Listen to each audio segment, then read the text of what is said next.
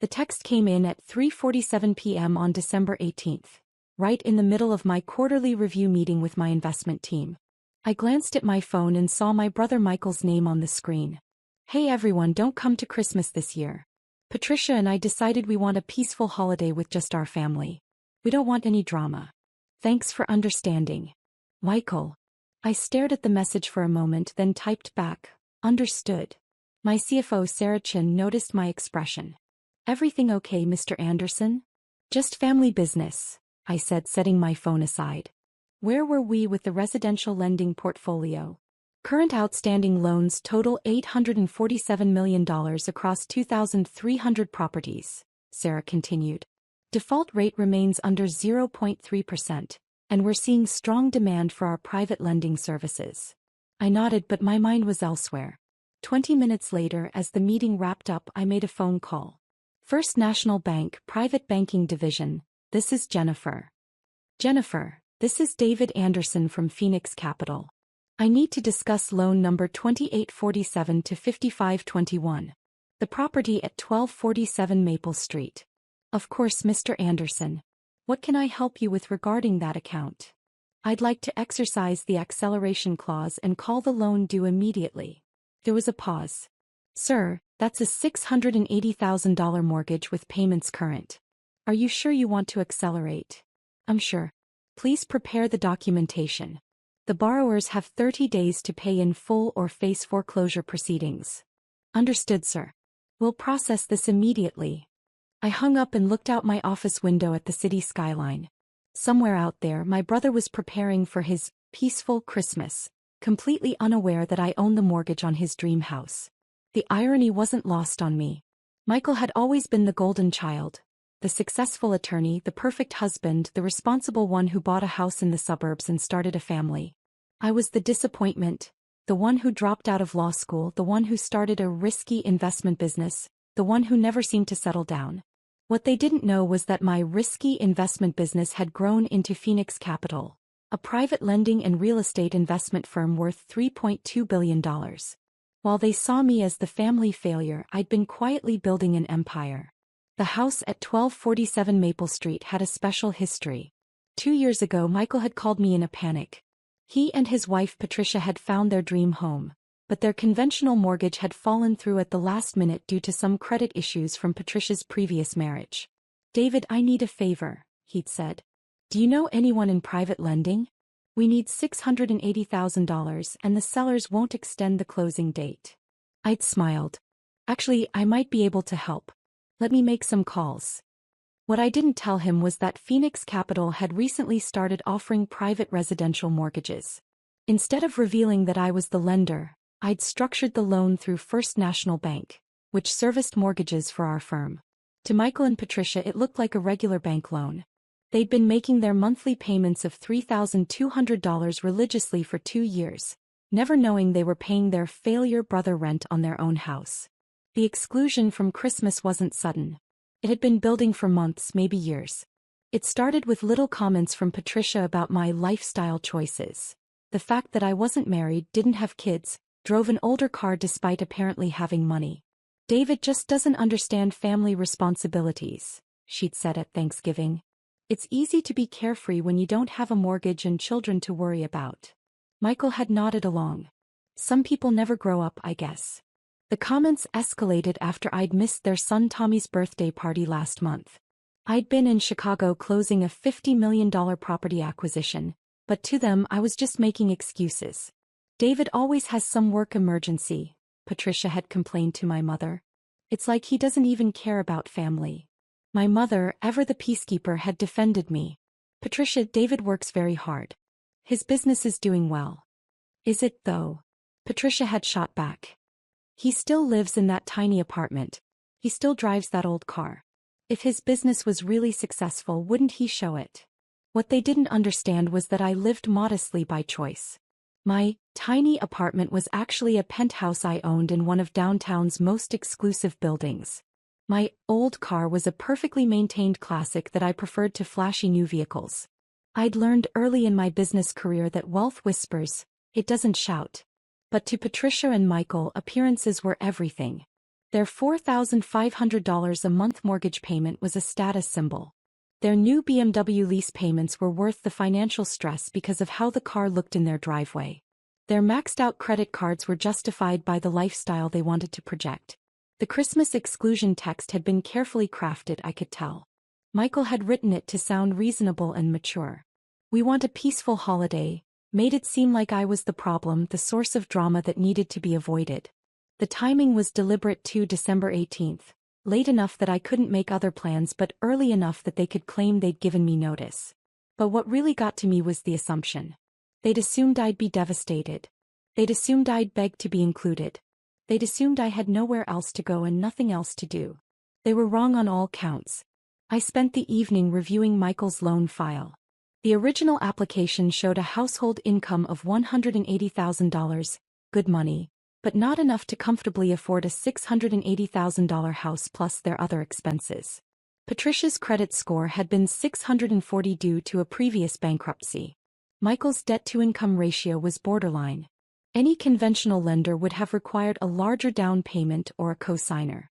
Phoenix Capital had approved the loan because I knew Michael's employment was stable and because, honestly, I wanted to help my brother achieve his dream. Now I was wondering if that had been a mistake. The next morning I had my assistant pull all the records on 1247 Maple Street. What I found was interesting. Michael and Patricia had refinanced their first mortgage 6 months after closing, pulling out $40,000 in equity for home improvements. Except the city records showed no permits for major renovations. They'd also taken out a home equity line of credit for another $60,000. According to their social media posts, they'd used that money for a European vacation and a new swimming pool.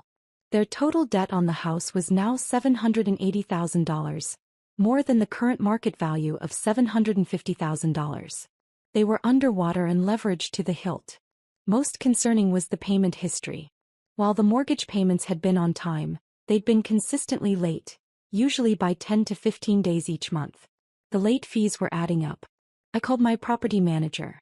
"Marcus, I need you to drive by 1247 Maple Street and give me a condition report." "Is this about the Anderson property?" Marcus asked. He'd been handling my residential investments for 5 years and knew my family situation. "Yes. I want to know what shape the house is in." Marcus called back 2 hours later. "Mr. Anderson, I've got some concerns. The exterior paint is peeling, the gutters are damaged, and the landscaping is severely neglected. There's also what looks like pool equipment scattered around the backyard. Any neighbors willing to talk?" I spoke with Mrs. Johnson next door. She mentioned that there have been some loud parties lately, and she's concerned about property values in the neighborhood. I hung up and made another call to Jennifer at First National. "Jennifer, I need the payment history on loan 2847 to 5521. Specifically, I want to know about late fees and any missed payments." "Let me pull that up. Mr. Anderson, the borrowers have been consistently late with payments.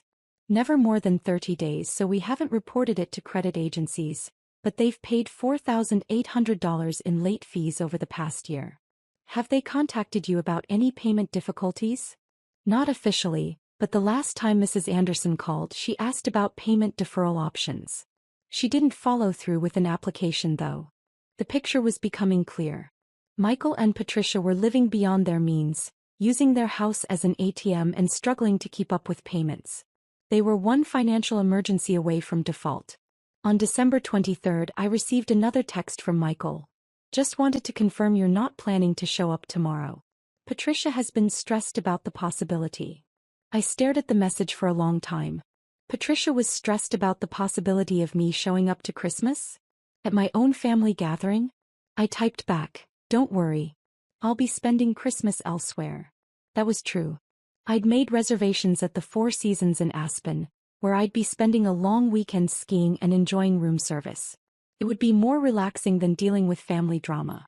But first I had one more call to make. "Jennifer, it's David Anderson. I want to expedite the foreclosure process on 1247 Maple Street." "Sir, are you sure? It's Christmas Eve." "I'm sure. How quickly can we move?" "With the 30-day acceleration clause, we can file foreclosure papers on January 24th if they don't pay the full balance. Given that it's $680,000, It's unlikely they can secure those funds. Perfect. Please prepare all the documentation. I flew to Aspen on Christmas morning and spent 3 days enjoying world-class skiing and 5-star dining. I didn't think about Michael or Patricia or family drama. I focused on the beautiful mountains and the peaceful solitude. On December 28th, while I was having breakfast on my hotel balcony, my phone rang. It was my mother. "David, honey, where are you? Michael said you didn't come to Christmas." "I'm in Aspen, Mom. Having a wonderful time." "Aspen? That sounds expensive." I laughed. "It's not too bad. David, I need to ask you something. Michael got some kind of legal notice about his house. Something about his mortgage being called due. Do you know anything about private lending? He's panicking."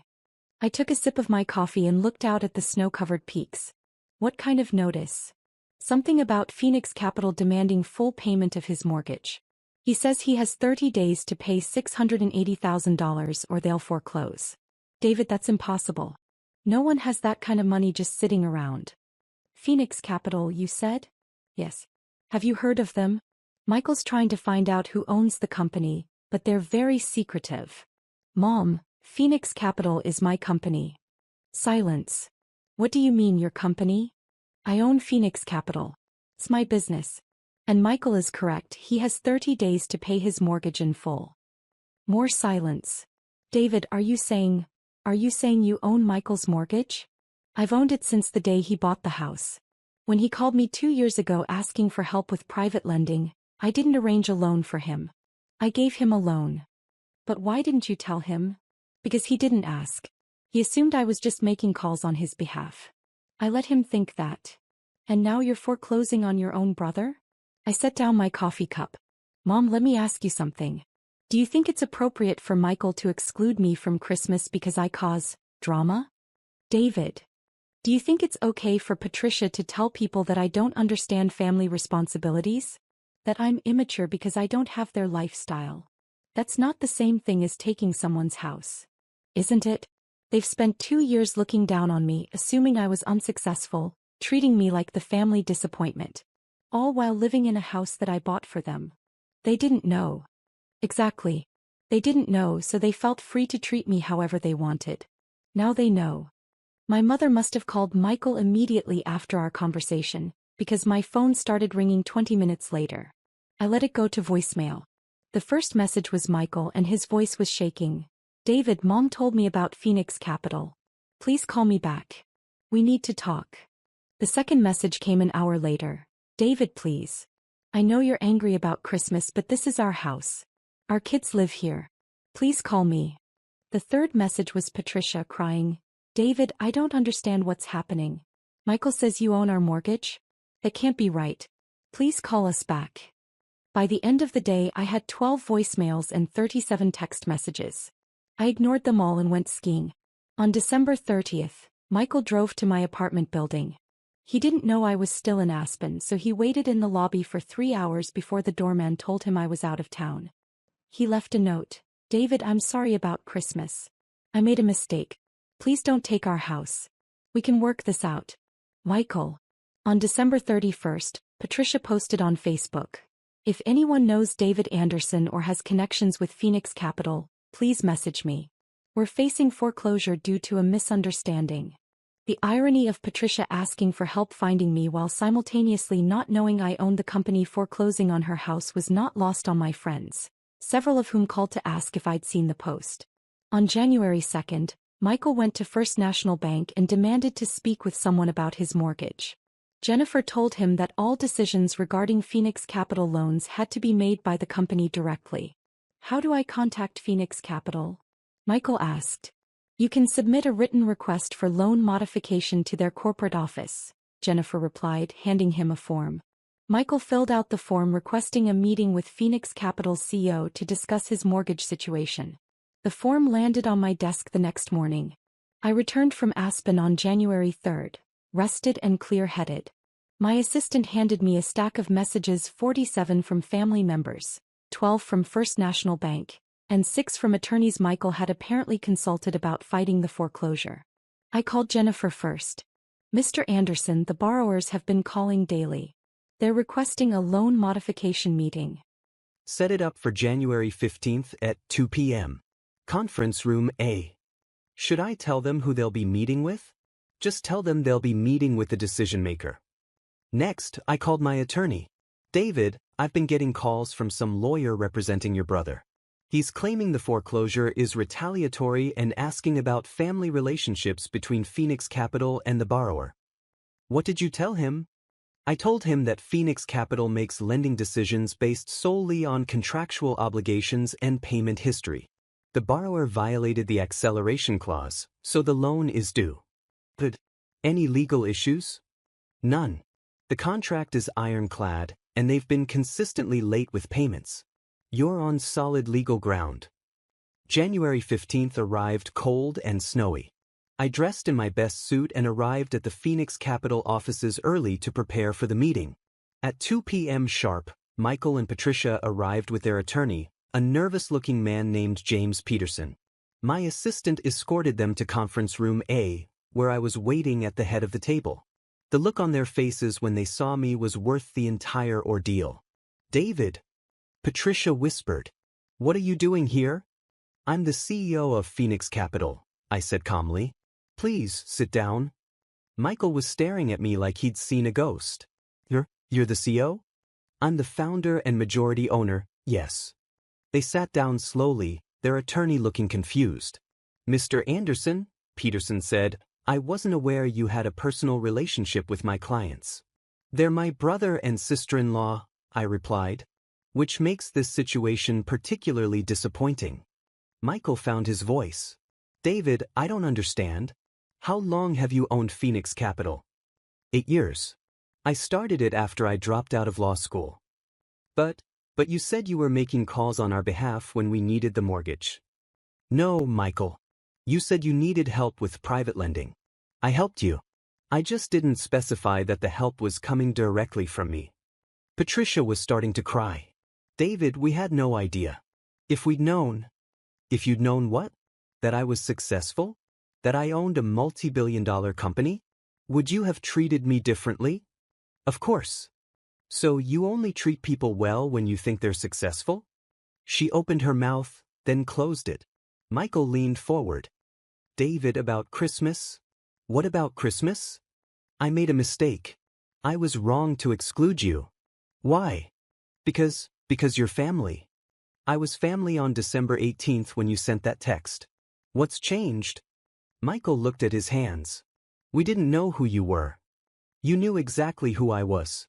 I'm your brother. That should have been enough. I opened the folder in front of me. Let's discuss your mortgage situation. Peterson pulled out his legal pad. My clients are requesting a loan modification. Your clients are requesting mercy, I interrupted. Let's be honest about what this is. Michael nodded. David, we're asking for mercy. Tell me why I should show you mercy. Because we're family, Patricia said. You excluded me from Christmas because I caused drama. You told people I don't understand family responsibilities. You treated me like an embarrassment for 2 years while living in a house I bought for you. We didn't know, Michael said quietly. Would it have mattered if I'd been working at McDonald's? Would I have deserved more respect then? They were both crying now. David, Michael said, I'm sorry. I'm so sorry. We were wrong about everything. What specifically were you wrong about? We judged you based on appearances. We assumed you weren't successful because you don't show off. We treated you badly because we thought we were better than you. And we excluded you from Christmas because Patricia was embarrassed by you. Patricia looked up sharply. Michael. It's true, he continued. She was embarrassed that her friends might meet you and think less of our family. Is that true, Patricia? She nodded, sobbing. I thought you were a loser. I'm so sorry. I looked at both of them for a long moment. They were broken, humbled, and finally seeing me clearly for the first time in years. Here are my terms, I said finally. First, the mortgage stays in place, but I'm reducing the interest rate from 4.8% to 2.9%. That will save you about $800 per month. They looked up, hope flickering in their eyes. Second, you'll refinance with a conventional lender within 2 years. I don't want to be your mortgage holder long term. We can do that, Michael said quickly. Third, no more late payments. Ever. One late payment and the acceleration clause goes back into effect. Understood. Fourth, you're going to apologize to Mom for making her think her son was heartless enough to steal his brother's house. Of course. And fifth, I said, standing up, you're going to host a make-up Christmas dinner in February. You're going to invite the whole family, and you're going to publicly acknowledge that you misjudged me. Yes, Patricia said immediately. Yes, absolutely. And Patricia? You're going to explain to your friends that your brother-in-law is actually quite successful, and you're proud to be part of his family. She nodded vigorously. I closed the folder. Mr. Peterson, please prepare the loan modification paperwork. 2.9% interest rate, all other terms remain the same. As they gathered their things to leave, Michael turned back to me. David. Yes. Thank you. And I'm sorry. Really, truly sorry. I know you are, Michael. I just needed you to understand. The make-up Christmas dinner was held on February 14th, Valentine's Day, which Patricia said was symbolic of renewed family love. The entire extended family was there, including cousins, aunts, and uncles. Before dinner, Michael stood up to make a toast. I want to tell you all about my brother David, he said. For years, I thought I was the successful one in the family. I'm a lawyer, I have a nice house, I drive a good car. I looked down on David because he didn't have those things. The room was quiet. What I didn't know was that David owns Phoenix Capital, one of the most successful investment firms in the state. He's worth more than all of us combined. But more importantly, when Patricia and I needed help buying our house, David helped us without asking for credit or recognition. He looked at me. David, I'm sorry for judging you. I'm sorry for excluding you from Christmas. And I'm proud to be your brother. The room erupted in applause, and several relatives came over to congratulate me and ask about my business. Later, as we were cleaning up, Patricia pulled me aside. David, I owe you an apology too. You already apologized.